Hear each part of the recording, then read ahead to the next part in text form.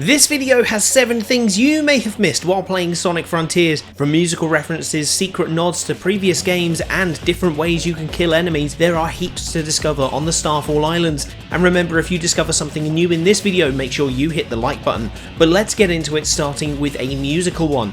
Did you know that the classic drowning theme is actually in the game, but you won't hear it if you drown Sonic in a lake? No, this specific Easter egg is to do with a particular enemy. There are these weird balloon men that show up and swallow you up, and you will need to stomp to get out of it. But if you leave it like I am, the classic music has appeared. How good is that? Most people will get him out of there early, and so they won't hear this lovely rendition of the drowning theme.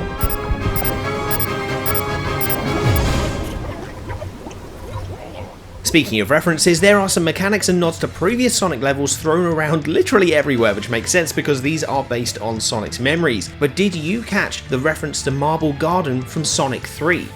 On Uranus Island, near the second caterpillar fight, there is a pit. Side loop the puzzle and jump on the spring, and you'll go through this little section, and you hit this part right here, which is directly based off the pulley systems in Marble Garden Act 2 from Sonic 3.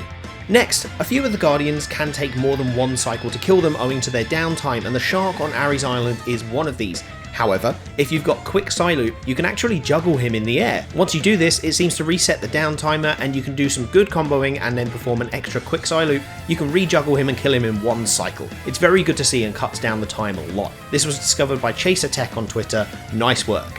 While we're on Guardians, let's have a little look at Asura. There's definitely an intended method to kill him. You take down the control spires at the top, and you are meant to climb up his arms with the little boost rings, but there is actually an alternate way to get there. You can kind of wall run up it. So you can't grip onto the dark metal on its feet, but if you can get some height and get onto the lighter grey part of its body, you're able to just wall run up.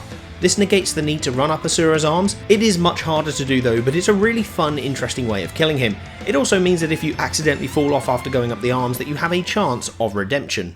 Sonic's idle animation actually changes depending on how far you are in the story. Thanks to the events of this game, Sonic is taking on cyber corruption, so the further you get into the game, the worse he feels while standing still, and that is very, very visible. For the last island, owing to the story events, you'll find that Sonic is pretty much fine again. In the various city stages, you'll see several signs written in the background with the language of the ancients. Now, I found this in City Stage 1-3, but it's worth noting there's a large sign with 7 exits on it. This is clearly a reference to the 7 Chaos Emeralds. It's a neat background detail akin to the bean and bark posters in City Escape in Sonic Generations. Finally, have you seen the insane speedrunning that people are doing?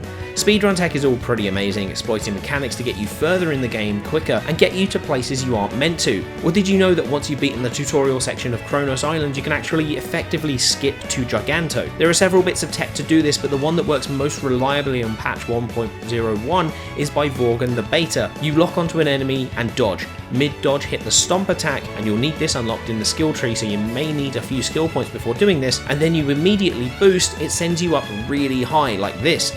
Navigate yourself down into Giganto's arena and then head to exactly where you start the fight, and you'll find that Giganto just appears out of nowhere, which is very fun to see. And those are 7 things you may not know about Sonic Frontiers. Did you know everything in this video? If you did, let me know in the comments, and if you found a cool fact about the game that you haven't seen anyone else talk about, feel free to share it. Thanks for watching. Now hit subscribe if you like this, and check this video out for more Sonic Frontiers goodness.